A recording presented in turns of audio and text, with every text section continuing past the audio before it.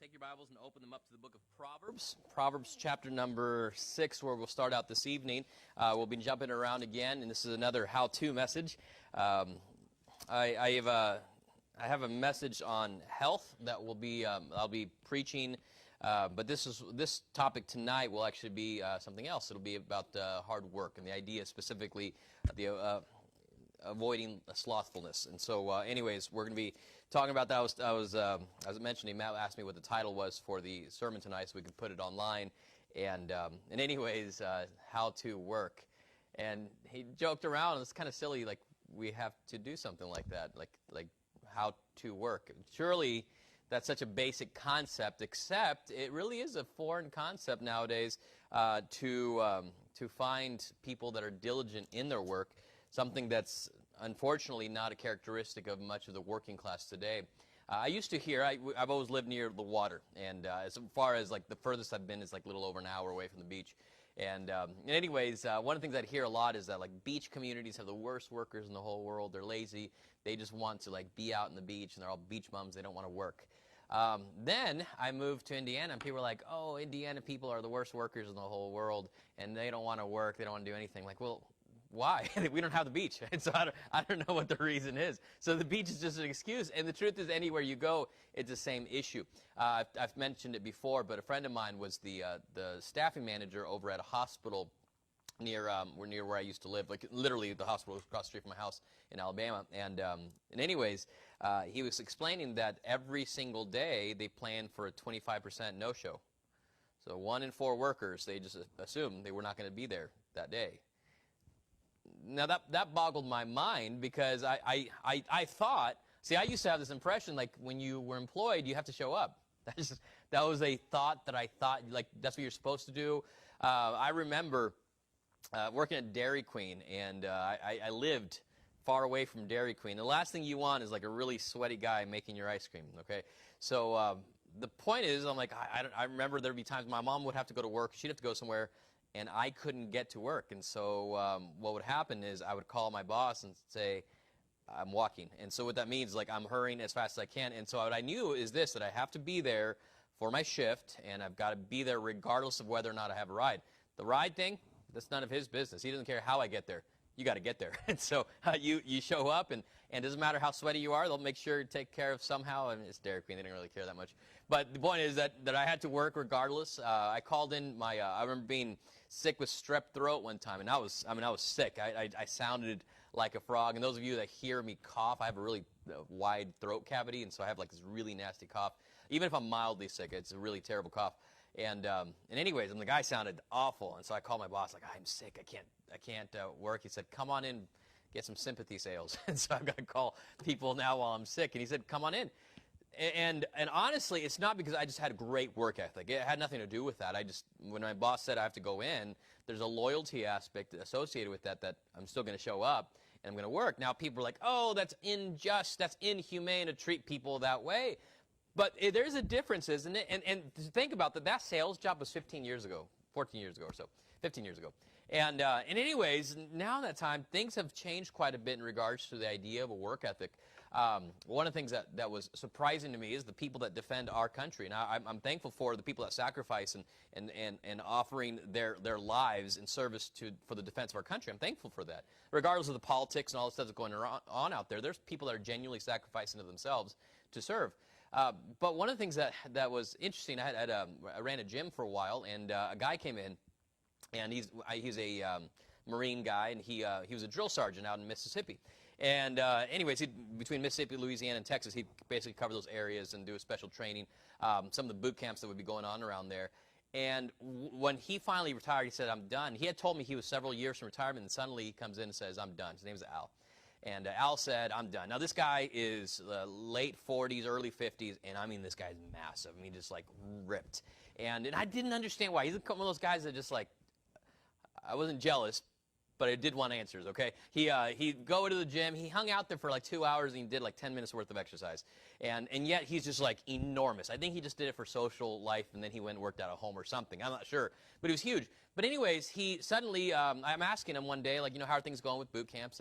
And he said, I'm done. I retired. I thought you weren't supposed to retire for a while. I said, I was done because I went to go to train, and I yelled at somebody, and they handed me a yellow card. And one of these guys that he was yelling at said when they pull out that yellow card, that's a stress card is what they call it. And so it's too stressful for them, and so they can sit out during this part, and like they don't have to do this part. So the people that are defending us can get stressed out. I don't know if that works in war. I don't know if like, hey, you're shooting at me, I got one of these cards here, too stressful. And listen, my goal is not to make fun of a lot of stuff, but the truth is that's ridiculous. It really is.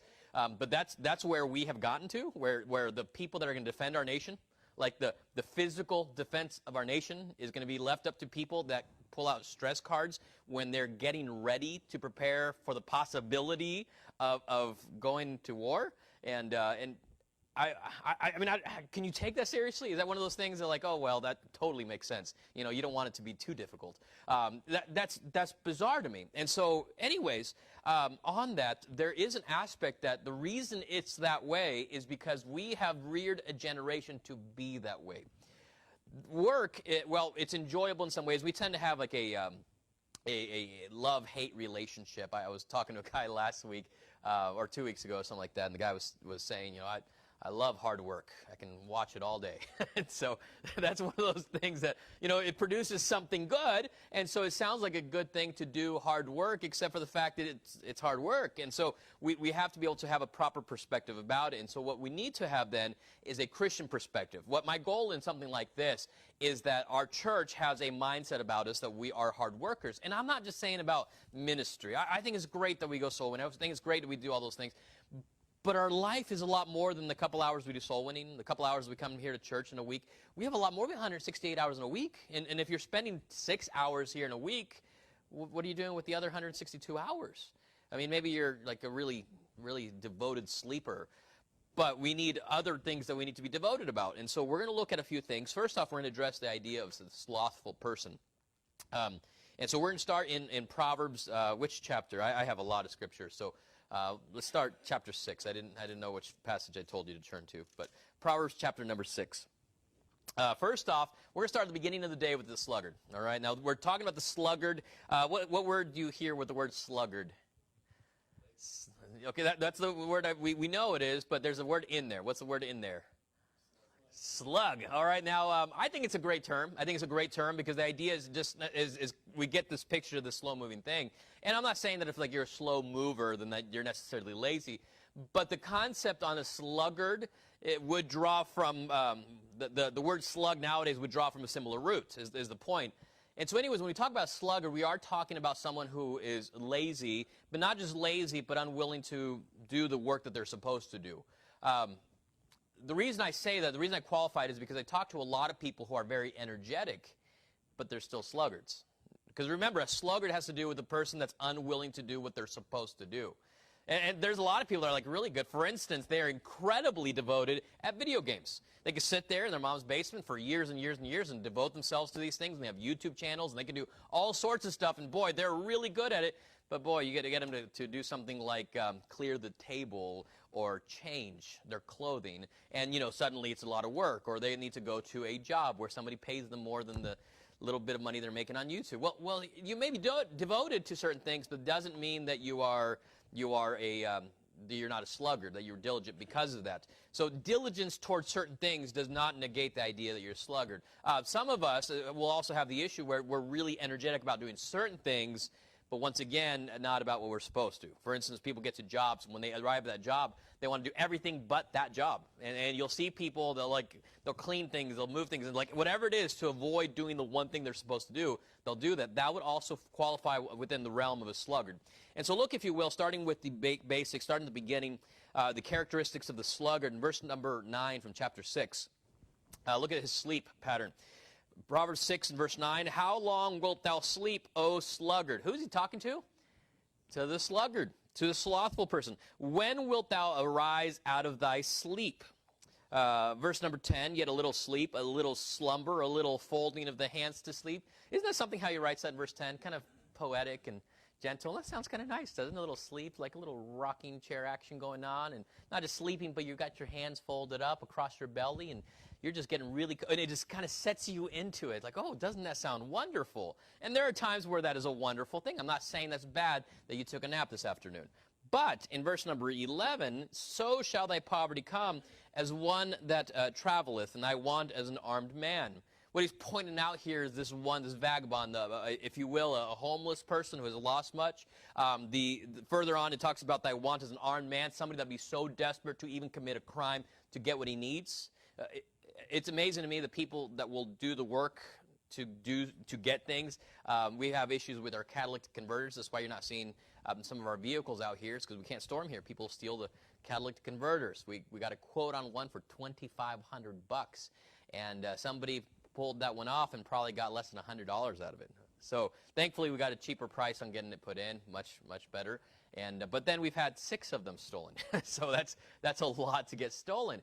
And what's amazing to me is, man, these guys are good. I mean, they're really good. They come in there and they can be here for like 2 minutes.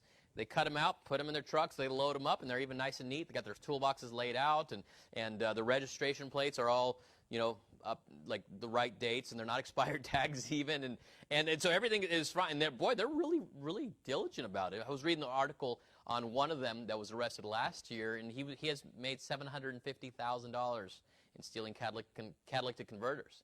And I got to thinking, like, if you just applied that kind of energy to something else, you could do kind of decently with this.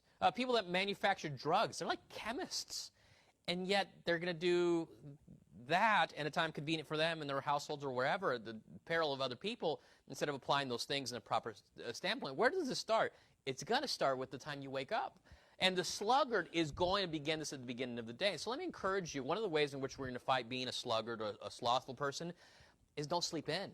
Is it okay to sleep in periodically? And here's what I mean by that. When we sleep in, the mindset cannot be constantly that I'm just going to sleep in whenever I want. And we'll get to a very practical point in, like, when should I wake up, even as far as the scriptures go. But when it talks about this, he's addressing the fact that the slothful person is cast into the sleep. The slothful person wants to stay there, and the question is that, are you going to stay there longer than you need to? So can you sleep in? Yes, if you need to sleep in.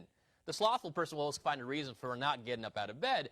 But if you need to sleep, go ahead and sleep. There are those days where you're wiped out. There's times, for instance, with ministry, sometimes we get home incredibly late. We'll be at somebody's house until very late, or we'll travel or whatever. And we get home, and honestly, it's not very beneficial for me to wake up at 6 o'clock the next morning because I went to sleep at 2 o'clock in the morning.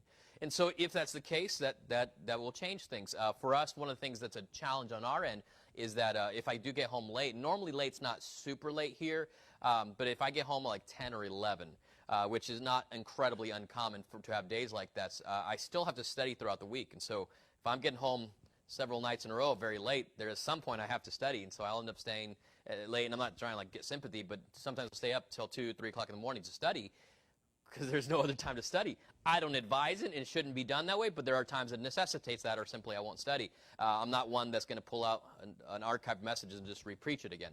And so all of that's to say that sometimes you need to sleep in. But the question is, can you ask yourself, how long will you sleep? You're dictating something. Is this really a necessity for you to sleep, or are you just sleeping because you want to? I'm not saying you feel like you want to. Of course you feel like you want to. But if you always slept whenever you felt like it, you would always sleep in on Sunday mornings as well. Because there's not a Sunday that goes by that the bed doesn't feel better than it does every other day of the week. That pillow doesn't plump. It doesn't give you the support you need until Sunday. Then for some reason, right around that time you got to get up. That's when it feels the best. It's like the devil himself is holding the cushion and the support of the pillow just so you can stay in there a little bit longer.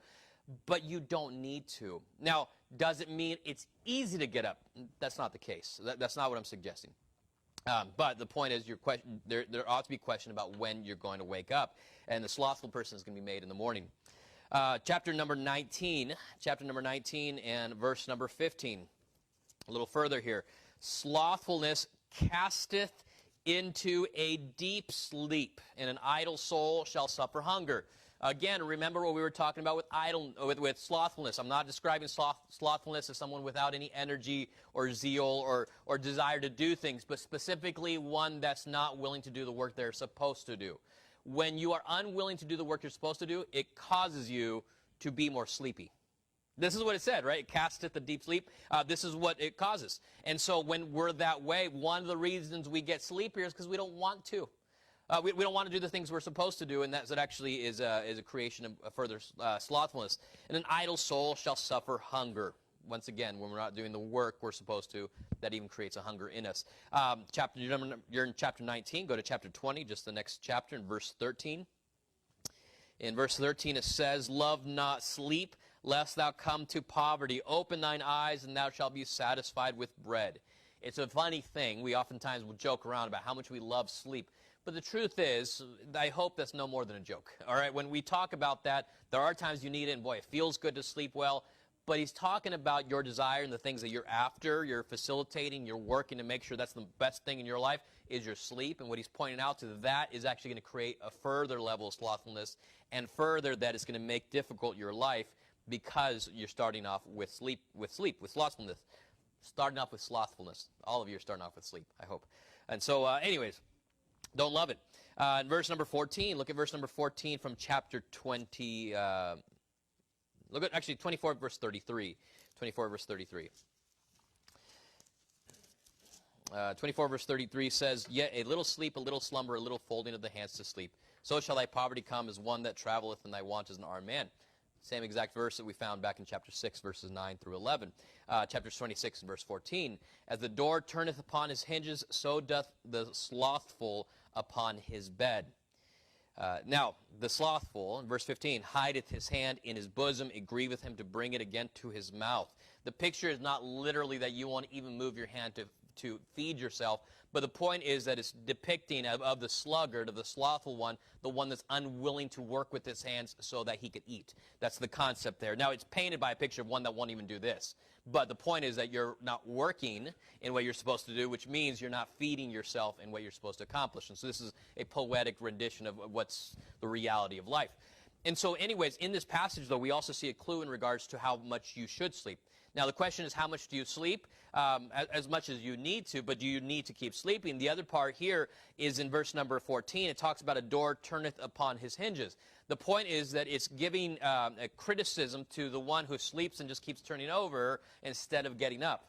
Now, I'm not talking about a restless night. We've had those nights that you just can't get to sleep. Anybody gets those? I'm a terrible husband in some ways, and worse father and others that I'll wake up fairly early, and not like super early, like Matt, what time do you get up? You're about 5, okay, so you don't count, all right? So normal people.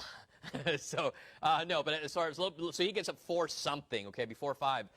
My son would wake up, Lane would wake up, like 5:30 or so. And anyways, but if he wakes up like at 5 or at 4:30, if I wake up at that time, I don't want to go back to sleep. And here's why. Because if I wake up at 4:30 and then I'm up until 5, I don't want to go back to bed from like 5:15 to 6.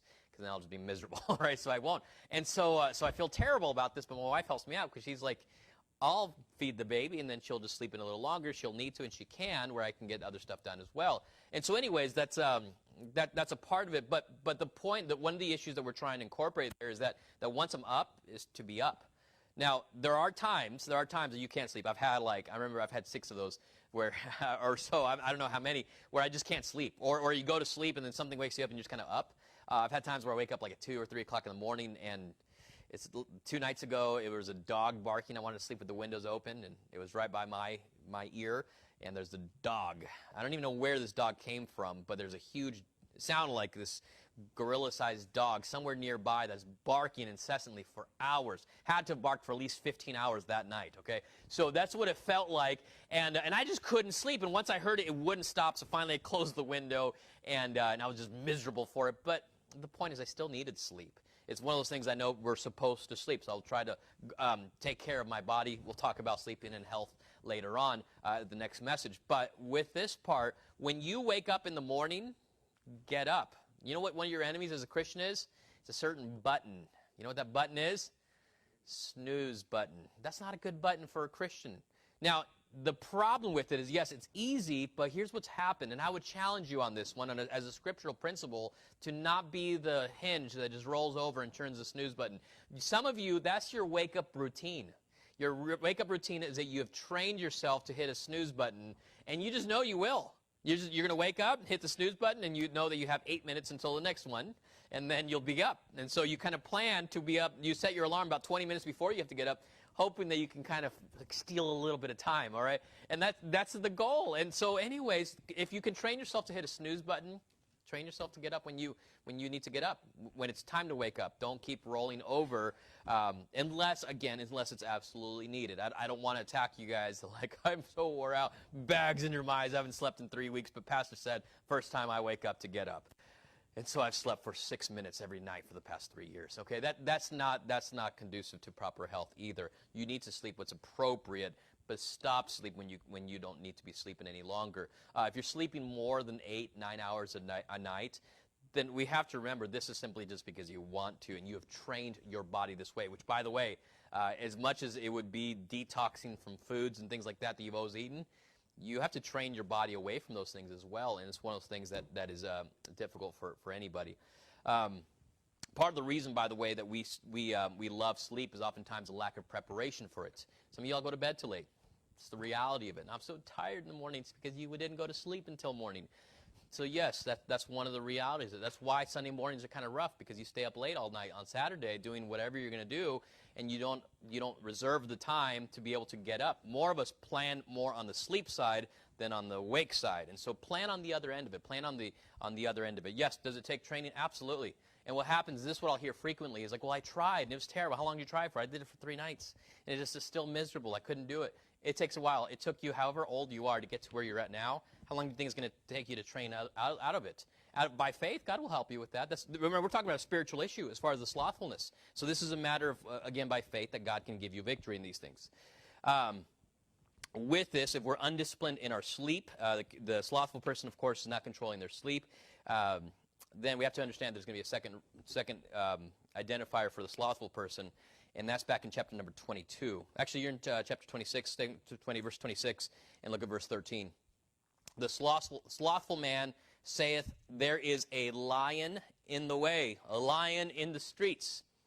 Pretty good excuse, personally. There's a lion outside. I don't want to go out there. But once again, he's right in this point of exaggeration. Right, he had just spoken about the same idea of putting your hand to your mouth, okay? He's not saying a slothful person won't do that, because one of the best activities to do is eat, and so people can do that. We're very diligent about that kind of thing.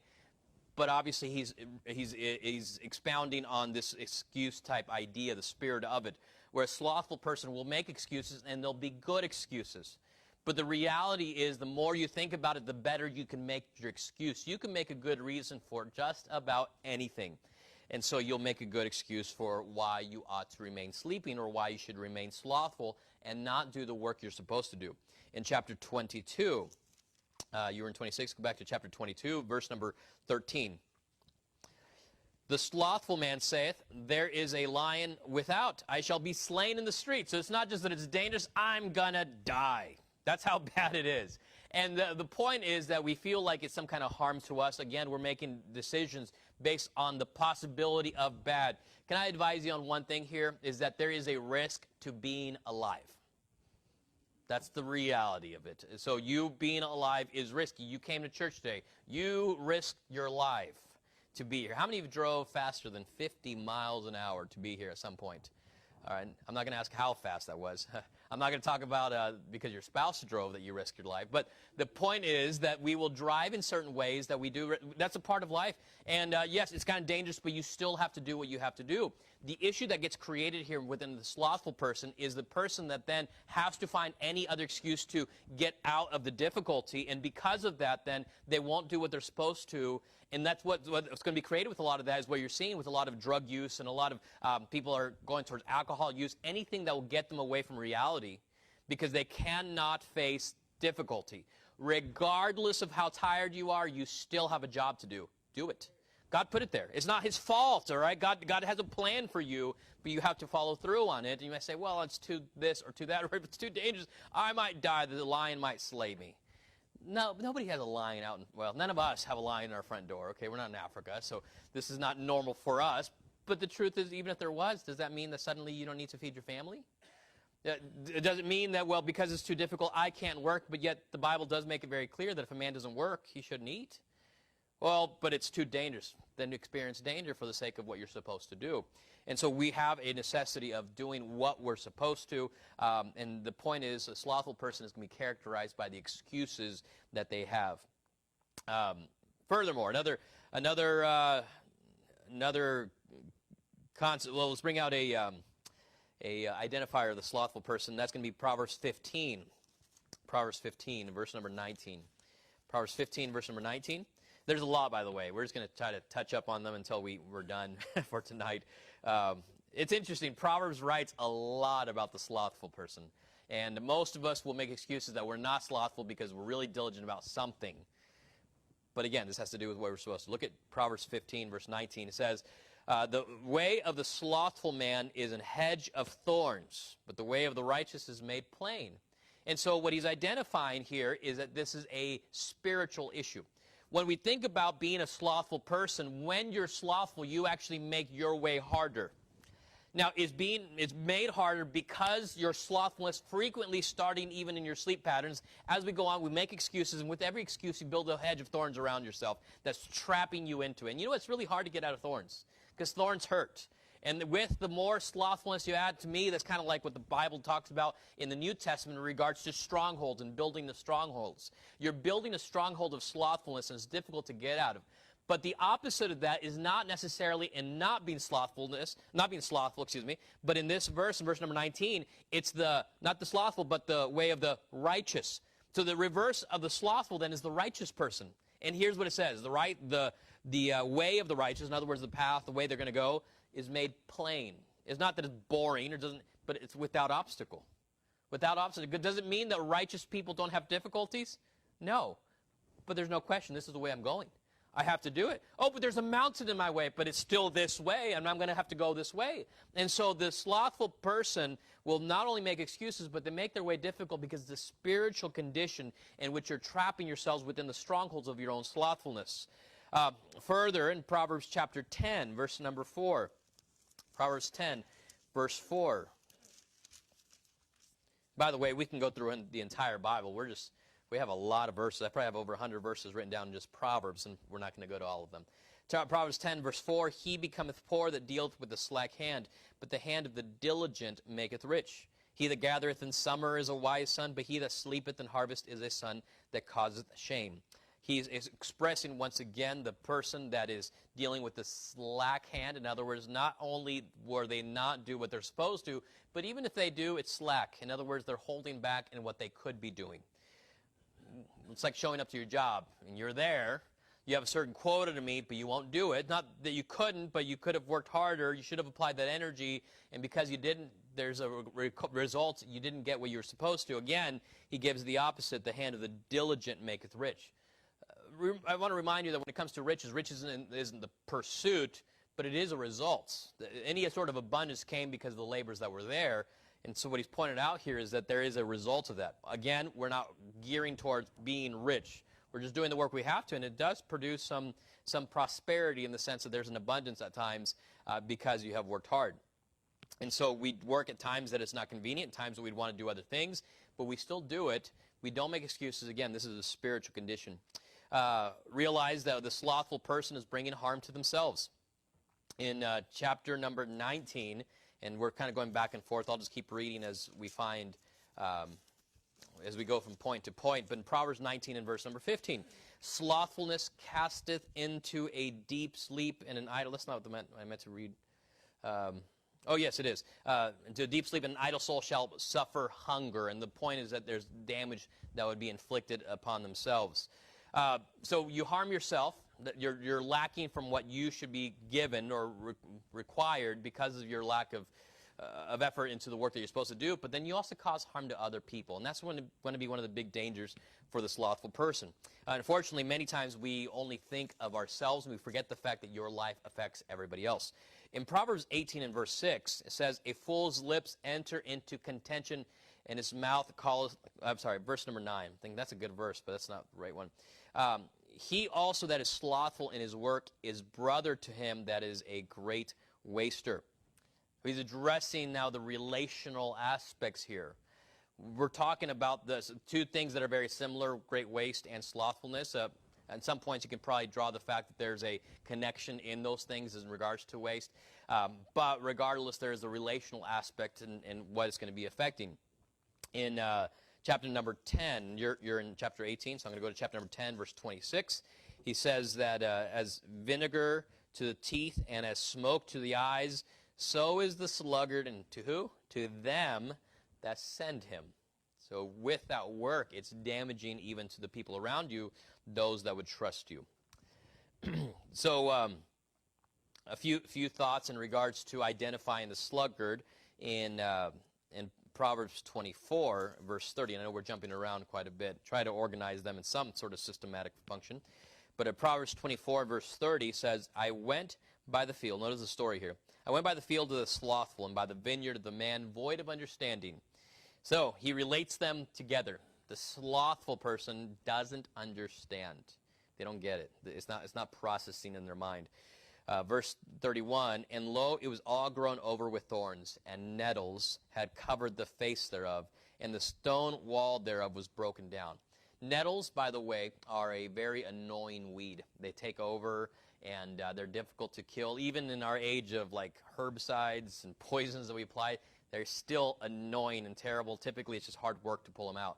You can't just like spray something and they'll die unless you kill everything. So if you're trying to preserve a vineyard, you're having to by hand dig out those things. And so this is tedious work, but if you don't, they're far more aggressive than the rest of the plants, and they'll just choke everything out. And so anyways, so it requires consistent work. It cannot be done once and then be done. So the nettles, this consistent weed that came in is taking things over. Verse number 32, then I saw and considered it well. I looked upon it and received instruction. He had a little sleep, a little slumber, a little folding of the hands to sleep. So shall thy poverty come. And as one that traveleth, and thy want is an armed man. The point here is that when it comes to this, because of our lack of consistent work in those things. In other words, we start, that's okay, but what he's pointing out here is that there's not just the necessity of getting started, but it's the continuation of work. A slothful person is not continuing in the work they're supposed to do. And so we'll talk about like, well, we tried. Well, you didn't keep going at it. You didn't keep going at it. You know, I kept my garden. I kept the vineyard going for weeks.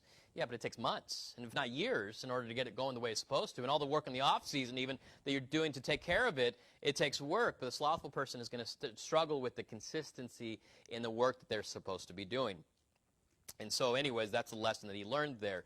In Proverbs 14, he tells us here in verse number 23, says that in all labor there is profit. Now that's kind of an encouraging term. He's saying that there's profit in all labor. That's great. If there's profit in all something, I'm kind of interested in knowing what the profit is. And by the way, he's not saying that you're going to get rich suddenly if you work hard. But what he's saying, there is some there's an upward progression. You're moving forward with this thing. But if you continue on the verse 23, but the talk of the lips tendeth only to penury. Now, the point on this is that when we talk, it doesn't produce much. It actually kind of gets you in trouble because you're never going to do the work that's required. It's good to talk about it, but it has to be more than talk. It actually has to be the work. In other words, a talk without labor is just trouble. That's all it is. It's going to create problems for you. And so it's necessary then that we work. So it's important to understand as a slothful person, they're going to struggle with the concept of beginning and continuing their work. Further, another characteristic in regards to the slothful person is that we make idols out of leisure. We make idols out of leisure. Proverbs 21, verse 17. Proverbs 21 and verse 17. He that loveth pleasure shall be a poor man. He that loveth wine and oil shall not be rich. One of the issues that we have in our society, I think is described here perfectly, is that we are very poor while living in excess. We have a lot of excesses. We have tons of excesses. We drive the nicest cars that we've seen in history, unless you just like really love the 70s or something. But the point is that we really have nicer vehicles. As a whole, we generally have nicer vehicles. We have nicer homes. We have nicer possessions, nicer clothing, nicer entertainment, more availability in those things. But it's actually not gotten cheaper. We just buy more of it. And instead of saving, we buy those things. We love leisure. We love those things, those excesses. And what he's saying here is that we'll be poor because of it. We don't want to work for it. We want to get it. And now we have this idea that if we grow up under a household that somebody has worked for those things, we ought to also be entitled to those same benefits. That's not how it works. So I speak to children. When you get out of your house, when you go off on your own, when you get married, and whatever it is that takes you on that road, you got to remember something. It's okay to have nothing. It's okay to have nothing. You need to eat. You need to be clothed. You need to live somewhere. The rest is fine. Well, you don't have a nice car. That's okay. I've known young people, and they're like 18, 19, 20 years old, getting ready to get out, and they'll work at McDonald's and buy a $50,000 vehicle. There's no reason for that. If it's going to take you several years of 100% of your income to pay a vehicle, you're paying too much for a vehicle. And you're trapped in that, and that you can't go further. And because of your leisure, your luxury, you're getting trapped in those things where you ought to not make an idol out of those things. We become restless and unsatisfied with the desires we have because of the fact that we love leisure. Here's what will happen. We'll continue to pursue things, and we keep getting those things. And boy, we've made it accessible in our country, haven't we? There's always a bigger screen out there. I remember when you would buy a 55-inch screen TV, and that was enormous. That was just a humongous TV to have a 55-inch TV. You remember those? I mean, they're big. In fact, I remember the tube, like the big tube TVs, projecting TVs, where like the plastic front, and it weighed like 5,000 pounds and took 12 men to move it into your house. And honestly, like, people, perhaps you've even bought one. I wonder, has anybody bought a house that had one of those TVs already in there? They don't want to move it out. Normally, I hear people say that they'll like those TVs, the reason you get one is because people don't want to move it out, so it stays, and it'll just be passed down from house to house, and it doesn't even work. They'll put it out there because of how much it weighs, but those are huge, and they got bigger and bigger and bigger, and now 55 inches, people are like, oh, you have such a tiny TV. I don't even have a 55-inch TV. But with the 55-inch TV, people are thinking, oh, that we're in poverty. A friend of ours, I remember, was so burdened about the necessity of having a large TV. She put an 80-inch TV in her living room that was 12 by 14. And she said because she had a small room, she had to get a larger TV. I don't know. Well, okay, that's what she said. Those are her words. And anyways, we'll have that, but we can just pursue something more and bigger and better. And what we're doing is we're just really trapping ourselves in with our own luxuries, and we are creating our own poverty that we couldn't catch up with, and it becomes discouraging even in the work that we would do to get out of it. We don't even try to get out of it. In Proverbs chapter 21. Proverbs 21 in verse number 25 says, the desire of the slothful killeth him, for his hands refuse to labor. You have those things, and you're causing destruction. You want, but you won't work. And what he's pointing out here is this is your destruction. Proverbs 13, verse 4, the soul of the sluggard desireth, and hath nothing, but the soul of the diligent shall be made fat. And it's interesting how often the hard labors that it takes when we avoid it personally also end up resulting in you not having those things that there's heart's desire for. And here's one very, very dangerous part to the sluggard. In Proverbs 26, notice what it says here. Proverbs 26 in verse 16. Now, this is an important one because you may be thinking right now, wait a second, Pastor, I'm not a sluggard, and here's my reasons. X, Y, Z, A, B, all these reasons why I can tell you 101 reasons why I'm not a sluggard. Proverbs 26 and verse 16. The sluggard is wiser in his own conceit than 7 men that can render a reason. Here's what he's saying. You think you're smart, and you can come up with a whole bunch of reasons why you're not a sluggard. Like, there's a lion in the street. Surely that's a good reason. You don't have a lion in your street. I have one in mine. Yes, you're wealthy and you're doing fine because you don't have lions like I do. And the lions that you have, they don't kill you. They would kill me, and they kill me every day. All right? That's the kind of situation they have. It sounds good, like a good argument, but the point is this, that in your wisdom, you don't even see your own necessity, and that your slothfulness is creating poverty, your lack. Now, sometimes we think poverty levels in regards to what we what we have, you realize that poverty, when it comes to scriptures, largely has to do with two bases. One, a scriptural basis of making sure you have food and raiment. But then the other aspect is a self-created poverty, as seen in Scripture, of those that desire and don't have what they desire. And so where poverty in is because of a perspective. It's an ungodly perspective.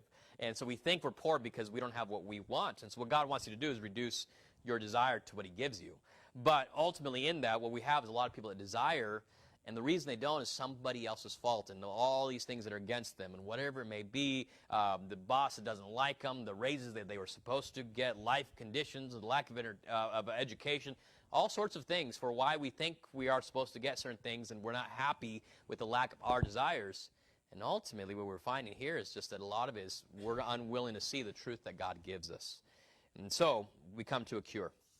What do we do with slothfulness? Well, you work hard. That's the simple idea. And but beyond that, we have to go to a scriptural mindset on how this should work. In Proverbs chapter 3, verse 5. This is, I think, a key text for the whole book of Proverbs. But Proverbs chapter 3, verse 5. He says, "Trust in the Lord with all thine heart, and lean not unto thine own understanding. In all thy ways acknowledge him, and he shall direct thy paths. Be not wise in thine own eyes. Fear the Lord, and depart from evil. It shall be health to thy navel, and marrow to thy bones." Here's what he's saying. When we think about the way we're living our lives, if it's somewhere not lining up with this, we should be able to take the scriptures that have been clearly laid out and say, this is something that God wants me to change in my life. Start with your sleep. Start with the motivation to start and to continue. Keep going with the work effort. Keep going with the excuses that we're making. And all those things, as God confronts us with those things, we need to be able to say, okay, well, I'm going to trust the Lord. And what we're saying in trusting the Lord is not, well, I'm just going to trust the Lord to give me what I need, but literally trust him that I can trust him to change things in my life, and knowing that what he's saying is better than what I'm doing. And so there's something not lining up in the way we're doing things, and you may have a really good reason for why.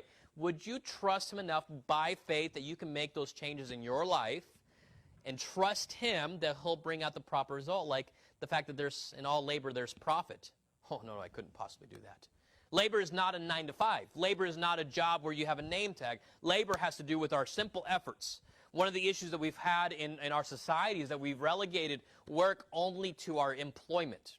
But you have to remember that 6 days man works, on a seventh he rests. The idea of the way man was even created was that we labor, and it didn't mean that he goes to his job and he clocks in the morning, leaves. Because what happens on a day off where you're supposed to be resting? What do? When we should take a day of rest. And by the way, Jesus Christ has fulfilled our Sabbath for us. But when we think about the idea, the concept of rest, we'll say, well, I didn't work today. It was a day off. And you work like a dog. And you're taking care, you're cleaning the house, you're building something, you fix your car on your day off. That's still labor.